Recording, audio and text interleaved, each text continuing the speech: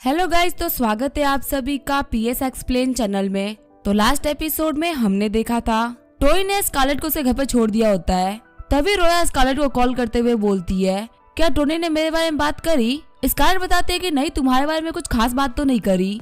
रोया का मानना होता है कि टोनी काफी शानदार बिजनेसमैन है जो कि सारी कंपनीज को अपने अंडर में कर रहा है फायदे के लिए, और एक दिन वो पूरे सियोल को अपने अंडर में कर लेगा। वही टोनी ने अपने दोस्तों को बता दिया होता है कि वो घर छोड़ के जाने वाला है क्योंकि निया ने उसे एक नया घर गिफ्ट किया है। वही जाओकी मैंग मैंग से बोल रही होती है कि मेरे पास में कंपनी तो आ गई, लेकिन मेरे पास उसको चलाने का कोई भी एक्सपीरियंस नहीं है। हाँ, मैं एक इंसान को जानती हूँ जिसकी कंपनी बर्बाद हो गई थी, लेकिन उन्होंने ये काम सालों तक किया है। सीन चेंज होता है, हम देखते हैं सेंसुई को जिसने कि अपने बॉयफ्रेंड के मुंह पे पानी फेंक दिया होता है। सेंसुई का बॉयफ्रेंड बोल रहा होता है, तुम्हारे पास में पैसा था तो तुम मुझे अच्छी लाइफ दे पा रही थी, पर अब तो तुम खुद को भी नहीं संभाल पा रही। ये बोलते हुए वो वहाँ चला जाता है। तभी सेंसुई को जाकी का कॉल आता है जो कि बोल रही होती है, क्या आप मेरे साथ में काम करना चाहेंगी? ये बात सुनकर सेंसुई एकदम शॉक्ड हो गई होती है। आगे हम देखते हैं टोनी ने अपना घर शिफ्ट कर दिया होता है और वो निया के दिए हुए घर पे सो रहा होता है। तभी उसे आवाज आती है जैसे कि कोई घर खोल रहा है। टोनी सोच रहा होता है अभी तो दिन का टाइम है, अभी कोई चोर तो नहीं आ सकता। फिर टोनी वास लेके आगे बढ़ने लगता है और बोल रहा होता है, अगर ये चोर है तो ये नहीं बचने वाला। जैसे ही टोनी अटैक करने के लिए आगे बढ़ता है, हम देखते हैं वो निया होती है। निया को देखते हुए टोनी बोल रहा होता है, निया तुम यहाँ पे क्या कर रही हो? फिर टोनी वास वापस रख देता है और अपने कपड़े पहनते हुए बोल रहा होता, तुम्हें मेरे घर में आने से पहले एक बार बोल देना चाहिए था। निया बोल रही होती है, मुझे माफ करिएगा, मुझे पता नहीं था कि आपने शिफ्ट कर लिया है, मैं तो बस आपका बेडरूम ठीक करने के लिए आई थी। बाहर निकल कर निया सोच रही होती है, टोनी का फिगर तो काफी ज्यादा अच्छा है, यहाँ तक कि उसकी बॉडी के ऊपर 8 पैक्स भी है। टोनी बोल रहा होता है, तुमने मेरी पूरी बॉडी देख ली है, लेकिन मैंने तुम्हारी बॉडी नहीं देखी है, ये तो चीटिंग हुई ना। निया बोल रही होती है, अगर आप ये चाहते हैं तो ये इम्पॉसिबल तो नहीं है। टोनी बोल रहा होता है, मैं पीछे तो नहीं हटने वाला। आगे टोनी सोच रहा होता है, ये मेरा मजाक उड़ाना चाहती है, मैं इसे दिखाऊंगा कि मैं काफी ज्यादा रूथलेस हूँ। लेकिन तभी निया को कपड़े खोलते हुए देख के टोनी डर जाता है और बोल रहा होता है, आखिर तुम क्या कर रही हो? मैं तो बस मजाक कर रहा था। निया भी बोल रही होती है, मजाक तो मैं भी कर रही थी, टोनी तुम्हें जल्दी करना चाहिए, मैं तुम्हारे लिए ब्रेकफास्ट लेके आई हूँ। टोनी निया को पकड़ते हुए बोल रहा होता, तुमने मुझे झूठ बोला ना, तुम मेरे लिए ब्रेकफास्ट लेके आई हो, और पहले तुम मुझसे बोल रही थी कि तुम्हें पता ही नहीं था कि मैं यहाँ पे मूव कर चुका हूँ। निया बोल रही होती है, आपको इन सारी चीजों पे ध्यान नहीं देना चाहिए। साथ ही निया सोच रही होती है, लगता है इनको मेरी सारी चीजें काफी ज्यादा पसंद आ रही है। डम्पलिंग्स को देते हुए टोनी बोल रहा होता है, क्या डम्पलिंग्स तुमने बनाई है? देखने में काफी ज्यादा अच्छे लग रहे हैं। निया बोल रही होती है, मैं आपके लिए डम्पलिंग्स और सूप रोज बना सकती हूँ, अगर आप चाहे तो। टोनी बोल रहा होता है, मुझे भी कोई चाहिए जो कि मेरे लिए ब्रेकफास्ट बना सके, कैसा रहेगा अगर तुम मेरी लाइफ असिस्टेंट बन जाओ, मैं तुम्हें काफी सैलरी दिया करूंगा। निया बोल रही होती है, मैं यहाँ पे पैसे की बात नहीं कर रही, मैं तो तुम्हारे लिए इतना रोज फ्री में भी कर सकती हूँ। टोनी सोच रहा होता है, ये लड़की मुझे काफी ज्यादा परेशान कर रही है, वैसे ये डम्पलिंग सच में काफी ज्यादा टेस्टी है। और निया का जो निकनेम है मैन किलर एकदम सही है क्योंकि इसको फ्लर्ट करना काफी तरीके से आता है। तभी टोनी के फोन पे नताशा का कॉल आता है। नताशा बोल रही होती है, टोनी तुम्हें मेरी हेल्प करनी होगी। टोनी बोल रहा होता है, मुझे तुम्हारी पूरी प्रॉब्लम नहीं सुननी, प्लीज मुझे शॉर्ट में बताओ। नताशा बोल रही होती है, जो डायरेक्टर स्टैनली है वो काफी ज्यादा नाटक कर रहे हैं, वो बोल रहे हैं कि एकदम अच्छी लोकेशन पे ही शूट करेंगे, लेकिन प्रॉब्लम ये है कि यहाँ के आसपास की जो फिल्म सिटी है उन लोगों ने हमें जगह देने से मना कर दिया है।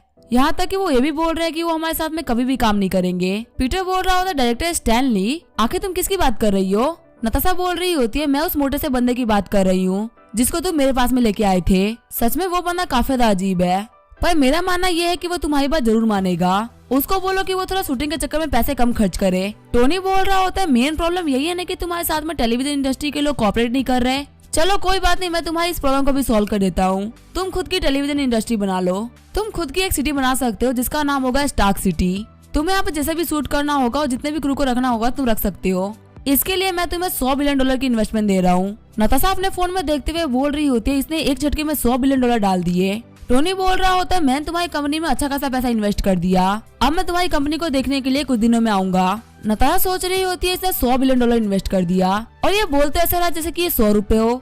टोनी निया से बोलता है, ब्रेकफास्ट के लिए शुक्रिया, लेकिन मुझे ऐसा लगता है कि मुझे इस घर को छोड़ के जाना पड़ेगा। निया शॉक्ड होते हुए बोल रही होती है, लेकिन ऐसा क्यों, क्या मुझसे कोई गलती हुई है? टोनी बोल रहा होता है, अगर तुम मेरे बिना परमिशन के मेरे घर में आओगे तो मुझे बिल्कुल भी अच्छा नहीं लगेगा, मैं चाहूंगा कि तुम्हारे पास में जो स्पेयर कीज है वो तुम मुझे दे दो। टोनी सोच रहा होता है, अगर ये मेरी पर्सनल लाइफ में इंटरफेयर करती रही तो मैं बाकी लड़कियों को लेके कैसे आऊंगा। तभी निया टोनी को चाबी दे देती है। साथ ही निया सोच रही होती है, मेरे पास में एक नहीं बल्कि बहुत सारी कीज है। टोनी बोल रहा होता है, मुझे पता है कि तुम्हारे पास में बहुत सारी कीज है, टोनी बोल रहा होता है कि मैं चाहूंगा कि तुम मेरी प्राइवेसी की रिस्पेक्ट करो और मेरे घर में कभी भी मेरा बिना परमिशन के एंटर मत करना। अगर तुम ऐसा फिर भी करती हो तो मैं इस घर को छोड़ के 1 सेकंड में चला जाऊंगा। नेहा बोलती है ठीक है, मैं ध्यान रखूंगी। टोनी बोल रहा होता है सच में तुम काफी अच्छी लड़की हो, मुझे पता है तुम इस बात का ध्यान रखोगी। साथ ही टोनी सोच रहा होता है लड़कियों को हमें जमीन पर उतारना जरूरी होता है, क्योंकि अगर तुम ऐसा नहीं करोगे तो पक्का है तुम्हें प्रॉब्लम में फंसाएंगी। क्योंकि मैं पहले भी 3 साल ऐसे ही रोया हूँ, तो अब मैं खुद को चेंज नहीं करने वाला। हम देखते जैसे ही टोनी अपने कार में बैठ रहा होता है तभी उसके पास में लू वेंजे आ जाता है, जो कि अपने साथ में एक नई लड़की को लेके आया होता है। टोनी सोच रहा होता है मुझे वेंजे से कुछ पर्सनल मैटर पे बात करनी थी, लेकिन अभी टाइम सही नहीं है। वेंजे टोनी से बोल रहा होता तुमने फिर से अपनी कार चेंज कर दी, वैसे हम लोग कहाँ खाने चलेंगे? टोनी बोल रहा होता तुम्हें पता है हमारी एक फेमस जगह है, हम वहीं पे जाएंगे। वेंजे के साथ में जो लड़की होती है वो सोच रही होती है सच में वेंजे टोनी का काफी अच्छा दोस्त है, अगर वेंजे टोनी के साथ में जा रहा है तो पक्का कि साना जगह पे जा रहे होंगे, चलो मेरा मेकअप करना वेस्ट नहीं जाएगा। लेकिन तभी वो लड़की काफी ज्यादा परेशान हो जाती है क्योंकि टोनी उसको एक ढाबे पे लेके आया होता है। वेंजे बोल रहा होता है मुझे लगा था कि तुम काफी ज्यादा रिच हो गए हो, इसी वजह से इस जगह पे वापस नहीं आओगे, लेकिन चलो यहाँ पे तो हमारी काफी सारी यादें जुड़ी हुई है। टोनी बोल रहा होता तुम्हें पता नहीं कि मुझे पैसे वाले दिखने का कोई शौक नहीं है, आज मैं बस अपने दोस्त के साथ में मजे करना चाहता हूँ। वेंजे उस लड़की से बोलता है आकाशु की ये जगह काफी ज्यादा अच्छी है, यहाँ का खाना काफी ज्यादा टेस्टी होता है। आकाशु की बोल रही होती है हाँ खाने के लिए शुक्रिया। साथ ही आकाशु की सोच रही होती है क्या टोनी कोई गरीब बंदा है जो कि अमीर होने की एक्टिंग कर रहा है, क्योंकि कोई भी अमीर बंदा ऐसे बेकार रोड साइड स्टॉल पे नहीं खाएगा। जब वो लोग बैठ के खाना खा ही रहे होते हैं तभी वहाँ पे न्यूज पे नताशा की न्यूज आ रही होती है। नताशा ने एक प्रेस कॉन्फ्रेंस रखी होती है जिसमें उसने अपने नए टेलीविजन सिटी के बारे में बताने के लिए बुलाया होता है। टोनी सोच रहा होता है इन एक्टर्स की लाइफ काफी ज्यादा बेकार होती है, ये कोई भी काम नॉर्मल नहीं कर सकते। मैंने इसको पैसा दिया था ताकि एक इंडस्ट्री खोल सके, लेकिन इसने तो पहले ही अनाउंस कर दिया। तभी नताशा बोलती है जिस बंदे ने मुझे $100 बिलियन की इन्वेस्टमेंट दी है वो और कोई नहीं बल्कि टोनी स्टार्क है। इसका यूज करते हुए हम लोग एक फिल्म सिटी खोलने वाले हैं, खुद का एक सिनेमेटिक यूनिवर्स खोलने वाले हैं, साथ ही एशिया का सबसे बड़ा थिएटर भी खोलेंगे। वेंजे बोल रहा होता है टोनी क्या तुमने $100 बिलियन इन्वेस्ट किया है?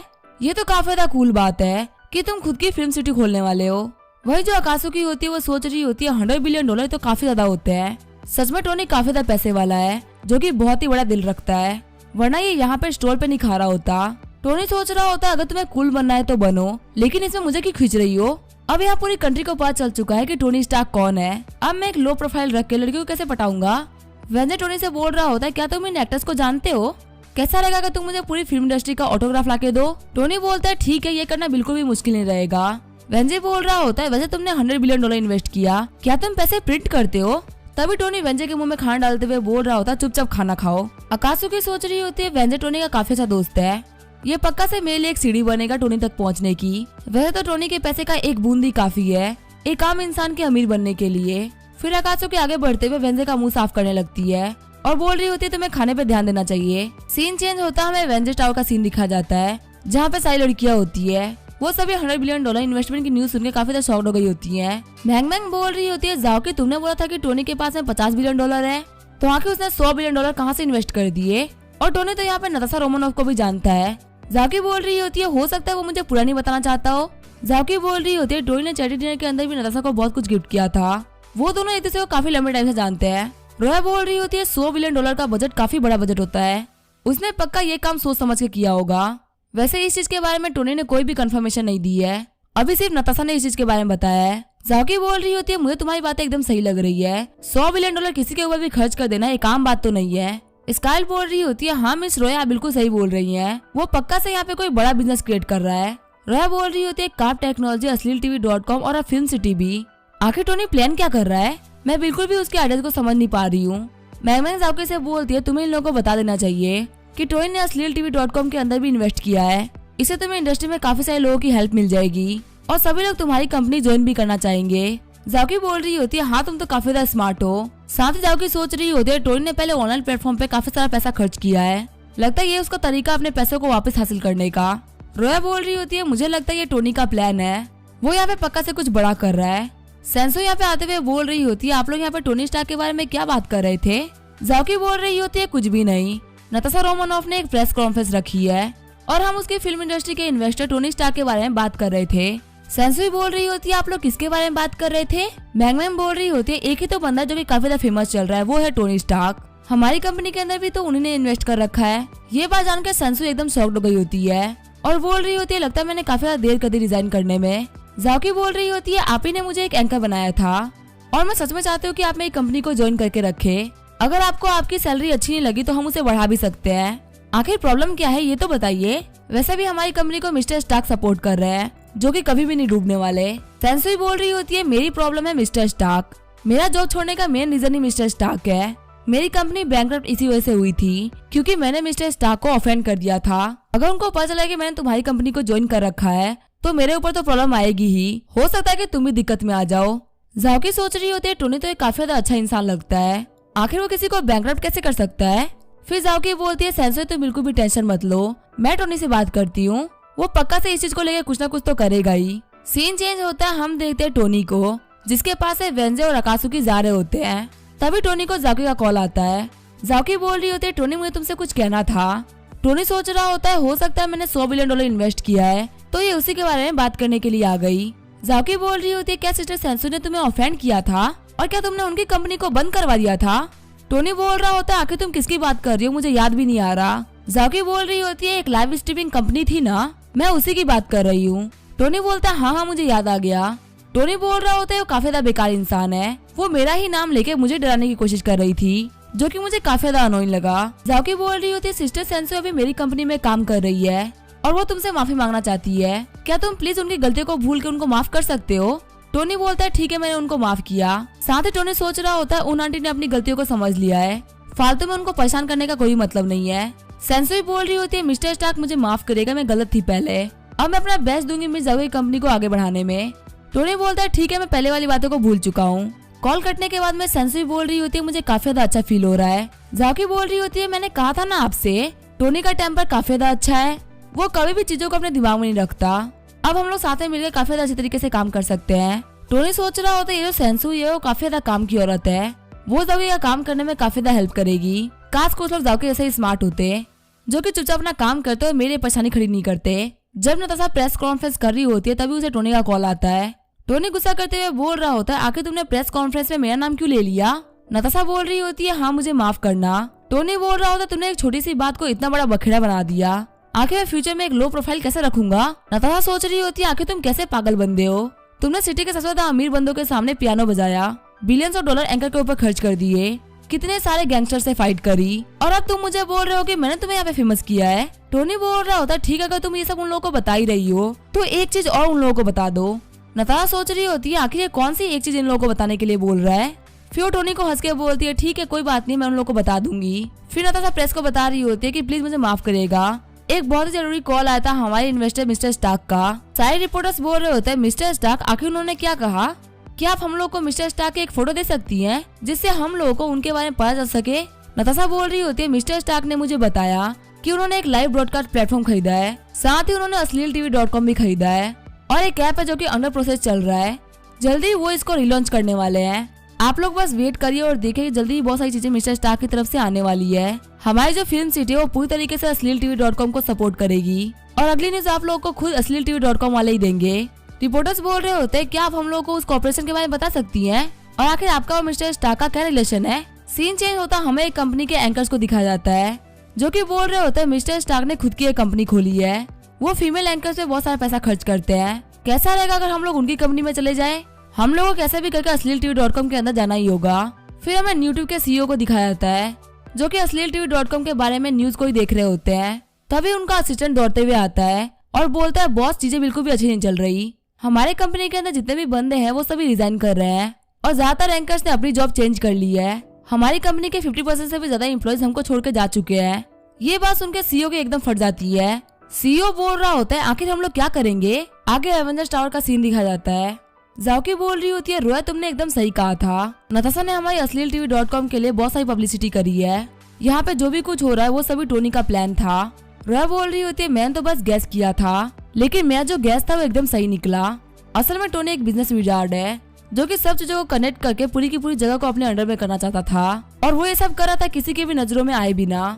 मैंग बोल रही होती है तुम्हारे कहने का मतलब टोनी इन्वेस्टमेंट कर रहा था, इसका मतलब वो ठगी बंदा नहीं है। रोया बोलती है हाँ कोई भी बंदा लड़के पटाने के लिए इतना पैसा खर्च नहीं कर सकता, उसका कोई ना कोई बिजनेस पर्पस तो होगा ही। स्काई बोल रही होती है इसका मतलब उसने हमें से किसी को भी फालतू में चेज नहीं किया है, जाओकी बोल रही होती है शायद से वो हम लोग को अपना पोटेंशियल एम्प्लॉय समझता है।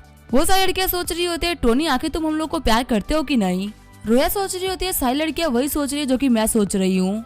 फिर रोया बोल रही होती है मुझे नहीं पता कि तुम लोगों में से कौन टोनी को पसंद करता है कौन नहीं, लेकिन ये बात मैं तुम लोगों को क्लियरली बोल रही हूँ कि मैं टोनी को काफी ज्यादा पसंद करती हूँ और जब तक टोनी क्लियरली नहीं बोलेगा मैं उसके साथ में रहूंगी। तभी सेंसुई बोलती है हमें अभी इन चीजों के बारे में बात नहीं करनी चाहिए। किसी भी इंसान को सबसे पहले अपने करियर को रखना चाहिए, क्योंकि अगर आपके पास में पैसा होगा तो आपको किसी के ऊपर भी निर्भर रहने की जरूरत नहीं पड़ेगी। हमें अपनी वैल्यू को खुद बिल्डअप करना होगा। सारी की सारी लड़कियां सोच रही होती है हाँ ये बिल्कुल सही बोल रही है। जो भी टोनी के लिए सबसे अच्छे तरीके से काम करेगा और उसकी कंपनीज को आगे लेके जाएगा टोनी उसी को चुनेगा। सीन चेंज होता है, मैं नोरा को दिखा जाता है जो कि एक कुरियर डिलीवरी कंपनी के अंदर रिसेप्शनिस्ट का काम कर रही होती है। वहाँ पे एक बंदा आते हुए बोलता है मेरा नाम है लिन और मेरा डिलीवरी नंबर है 8917। क्या आप मुझे मेरा कुरियर दे सकती है? नोरा बोलती है आप बस 1 सेकंड वेट करिए। नोरा उस कुरियर को देते हुए बोल रही होती है ये लीजिए सर आपका कुरियर, क्या मैं इसको आपके लिए अनपैक कर दूं? वो बंदा बोलता है प्लीज आप इसको अनपैक कर दीजिए। तभी नोरा के साथ वाली रिसेप्शनिस्ट आते हुए बोलती है नोरा ये न्यूज देखो, नताशा रोमानोफ ने एक प्रेस कॉन्फ्रेंस रखी है जिसके अंदर उसने बताया कि उसी कंपनी के अंदर किसी ने $100 बिलियन का इन्वेस्टमेंट किया है और ये जो न्यूज है सबसे ज्यादा हॉट टॉपिक चल रहा है पूरी कंट्री के अंदर। नोरा बोल रही होती है सभी लोग कुछ समय पहले नताशा रोमानोफ को गाली दे रहे थे, लेकिन अब उसने कमबैक भी कर लिया और उसके पास में $100 बिलियन भी है। ये सब फालतू बातें हैं। नोरा के साथ वाली जो लड़की होती है वो बोल रही होती है नहीं नहीं ऐसी बात नहीं है, उसको एक फाइनेंशियली बेकर मिल गया है जो कि एक बहुत ही बड़ा मिस्टीरियस टाइकून है। नोरा बोल रही होती है ऐसा कौन है? नोरा की फ्रेंड बोलती है टोनी स्टार्क। ये सुनकर नोरा अपनी उंगली काट लेती है। नोरा की फ्रेंड बोल रही होती है टोनी स्टार्क ने $100 बिलियन की इन्वेस्टमेंट फिल्म सिटी के अंदर किया है, साथ ही अश्लीलTV.com नाम की कंपनी जो कि एकदम बर्बाद हो चुकी है उसको उन्होंने खड़ा किया है। सच में टोनी स्टार्क जैसा पूरे सियोल में कोई भी नहीं। जो मिस्टर लिन वहाँ पे कुरियर लेने के लिए आए होते हैं वो बोल रहे होते हैं सच में मिस्टर स्टार्क काफी ज्यादा शानदार इंसान है। जब उन्होंने लाइव ब्रॉडकास्ट के अंदर $1 बिलियन का सुपर चैट किया था तब मैंने हजारों लोगों को टूटते हुए देखा था। सच में वो काफी ज्यादा औसम है। नोरा की दोस्त बोल रही होती है आपने तो काफी सही चीज देख ली है, आप सच में बहुत ज्यादा लकी है। नोरा सोच रही होती है टोनी ने टोटल यहाँ पे $110 बिलियन इन्वेस्ट कर रखा है। सच में मैंने अपनी लाइफ की सबसे बड़ी गलती करी है टोनी को खो के। सीन चेंज होता है, हमें शंघाई वर्ल्ड फाइनेंशियल सेंटर का सीन दिखा जाता है। एक बंदा नताशा के फोटो पे पानी फेंकते हुए बोल रहा होता है आखिर ये बंदा कहाँ से आया है, ये हर चीज मेरे खिलाफ जा रहा है। उस दिन भी इसने मेरे नाक के नीचे से वो कार चुरा ली थी और अब मैंने नताशा को फिल्म सिटी में काम करने से मना किया तो ये इसके अंदर भी पड़ रहा है। इसकी फिल्म सिटी खोलना मेरे मुंह पे एक थप्पड़ है। मिस्टर लिन के असिस्टेंट बोल रही होती है क्या आप चाहते हैं कि मैं इस बंदे की पूरी इन्फॉर्मेशन निकलवाऊं? मिस्टर लिन बोल रहे होते हैं यही वो बंदा है जिसके सपोर्ट की वजह से नताशा ने जैक स्नाइडर और वंडर गर्ल को पूरी तरीके से खत्म कर दिया, लेकिन वो दोनों ही सिर्फ मेरे कुत्ते थे। मेरी जो पूरी की पूरी लिन फैमिली है वो बहुत टाइम से चाइना के अंदर काम कर रही है। हमने अपने बिजनेस को एक एक करके सेटअप किया और बहुत ज्यादा बड़ा बनाया है। इस पूरी जगह पे मुझसे और मेरी फैमिली से बड़ा बनना किसी के लिए भी पॉसिबल नहीं है और अगर कोई ऐसा बन रहा है तो मैं उसे बनने नहीं दूंगा। अब इसके आगे क्या होगा वो हम देखेंगे नेक्स्ट एपिसोड में। तब तक वीडियो देखने के लिए थैंक यू।